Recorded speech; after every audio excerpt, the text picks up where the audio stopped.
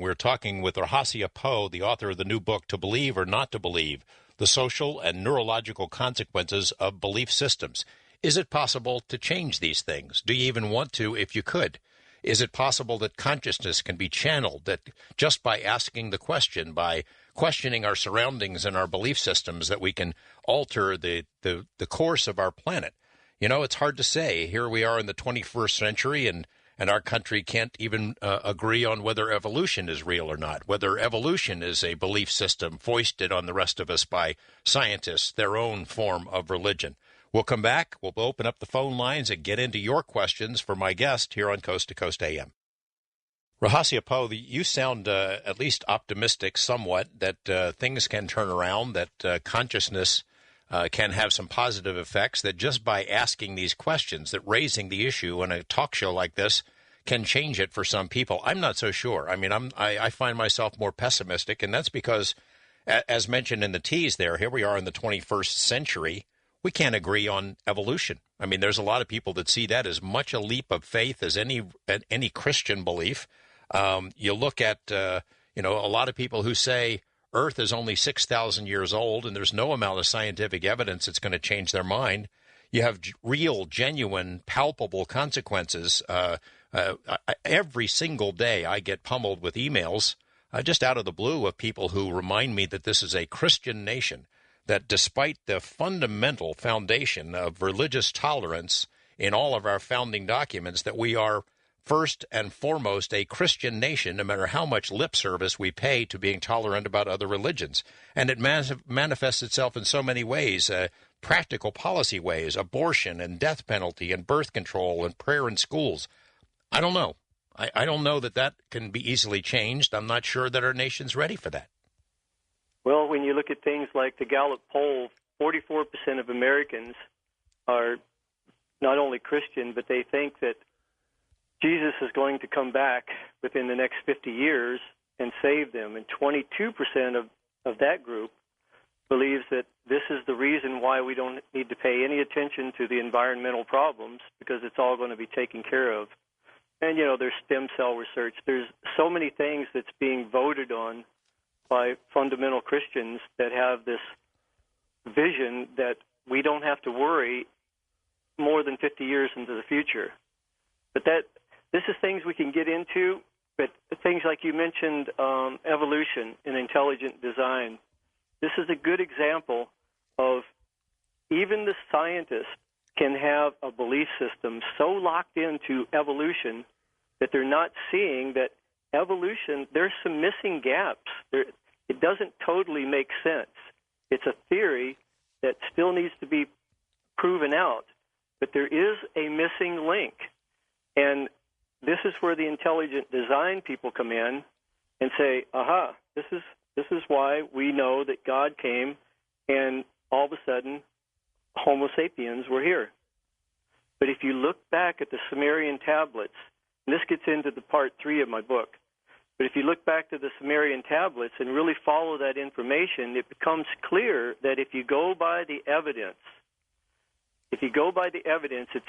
it really appears like we've been visited by an advanced species several times in our past, and they speak very clearly that they intervened into our genetics when we were Homo erectus and made us into their image, which at the time was Homo sapiens. And if we get that one little piece of the puzzle and put it in there, it solves a lot of these debates.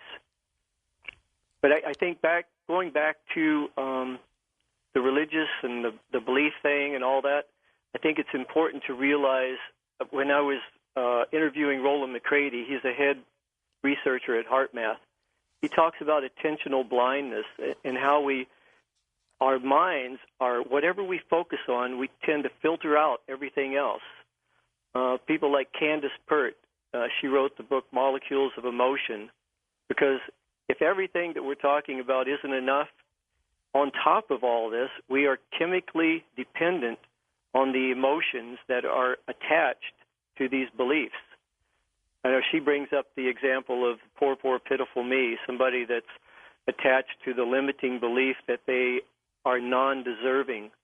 Well, what we do is since most of our reality is created from an unconscious level, we unconsciously create the situations that will create the conflict, that will create that emotion, that will create the chemicals that we're dependent on. And we get so addicted to being a Christian, being a Muslim, being an American, we actually get fervently addicted to the chemistry makeup of that particular belief. And you think a practical way to free yourself from the addiction is meditation. Is it that simple? Well, it was for me, George. Actually, the word meditation actually means remedy by odd coincidence. But it's not just any meditation. I tried meditation in many, many forms, and I would sit down and my mind was going crazy. It looked like I was being really quiet and serene, but inside I was just going out of my mind. And I finally ran into a group of people in San Diego and did a 9-day intensive. And during that intensive, we did something called active meditations, which is it's a blend of some of the somatic therapies, the bioenergetic movements. Like Alexander Lowen once said, if you had free pelvic movement, he never found one person that had a sexual or emotional problem that had free pelvic movement. But we lock everything up in our bodies. But it's a blend of these bioenergetic movements and Eastern meditation. And what some of the Eastern masters found, one master in particular was Osho, and Osho he got a lot of his information from Gurdjieff and Ouspensky. And what they started finding was that because of the technological Western society that we live in, the left brain mechanical aspect of our reality, we are so locked up in our minds, and from a very early time, think back when you was a kid, and before religion, before parents, before anything got a hold of you. What did you do if you didn't get your way? You cried, you screamed, you kicked your feet, you jumped up and down and said, no, I don't want to go to school, or whatever it was.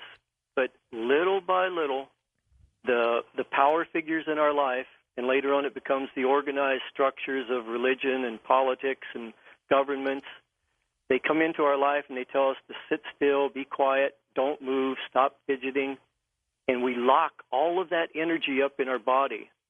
So these active meditations, and actually I have it on my website. My wife developed these using Osho's techniques. These meditations are so different. As a matter of fact, I used them when I was doing some counseling with adolescents going through drug recovery. And it's amazing what it can do once you disembody that energy, because eventually what happens is, meditation is something that has to happen. You don't really do meditation. Meditation is something that happens when all of the doing stops, and then you drop into this no mind. And now I'm not talking about a consciousness with suppressed thoughts. I'm talking about a consciousness that is totally transcendent of the level of consciousness that we're normally at. Are you sure you're not substituting one belief for another there? Well, this is an experiential moment, and this is where I think some religious figures in the past, some of the ones that became saints, the Jesuses, the Buddhas, I think they really had some of these transcendental experiences. But here's where we get into the belief thing. If you just are feeding off of somebody else's experience, you're not getting nourished. And that's the danger in beliefs. You think you are. But if you really go into meditation, specifically an active meditation where you can really release your body of all these energies, then you have this experience. Now we're into another realm. And yes, it could be all in our mind. I remember watching Contact when Jodie Foster was being questioned about her experience when she went through the wormhole. And they asked her, well, could this be in your mind? And she said, well, yes, as a scientist, I have to admit that this could be just another illusion. But at least it's an illusion that we're having a personal experience with, not somebody else's belief or not somebody else telling us about this. Okay, we're going to go to the phones. I would just say that the phone lines lit up immediately. A lot of people have questions and comments, I know. I would just ask our callers to keep in mind we're here for a discussion. We're just talking about things. As we always do on Coast to Coast, we hear different views. So you certainly are welcome to have different views and to challenge my guest. But I hope we do this sort of on a professional, in the spirit of acquiring new information and viewpoints. So we're going to go east of the Rockies. Fred in Pensacola. Good morning, Fred. Hey, how you doing tonight? Okay. Excellent show. Thanks. I agree with a lot. Most of everything he's saying, I agree with 100%. And I think any group or any people that think that in a human form that we're ever going to actually understand God, until we die, I don't think we're one religion or any one path or anything that you can write down in a book. God's so universal that I don't believe you can put it down on a sheet of paper with words. And it's like we're so arrogant to think that we could do this. It'd be like trying to teach your dog quantum physics, you know. In this realm, I think that we're only going to you can only experience what you're going to experience. And I also believe that why couldn't God have come down here and been? He might have been Buddha. He could have been Jesus. He could have came here in different forms and taught a philosophy to everybody. And what we do is we divide ourselves, and we look at these a religious document, and what divides us. Instead, we should go and read different documents and take what's good out of each one of them. If it helps you get along with everybody, then you respect their right to do it. And I agree with your guest tonight, and I'll let you get. I'll get off the air. Thanks, Fred. Thanks for the great comments. Rahasya? Yes, and what he's talking about is I couldn't agree more. You know, one of the things I think we make things too complicated. Like a flower, as a flower is growing, it has heliotropic laws that are built into the very nature of that flower, and it follows the tracking of the sun. It knows exactly what to do chemically and everything else. And I think us as human beings, if we get our egos out of the way, I think we have this natural, innate process locked up inside of us if we just let it go to where we're going to follow the light of consciousness. And that's going to lead us into realms that we have only heard some of the masters talk about. I know Jesus, when he's talking about the kingdom of heaven, he says it's right here at hand. You can't point to it. But now scientists are alluding to it through math. It's the fourth and fifth dimension, and like the fifth world that the Hopis are talking about that will open up to us.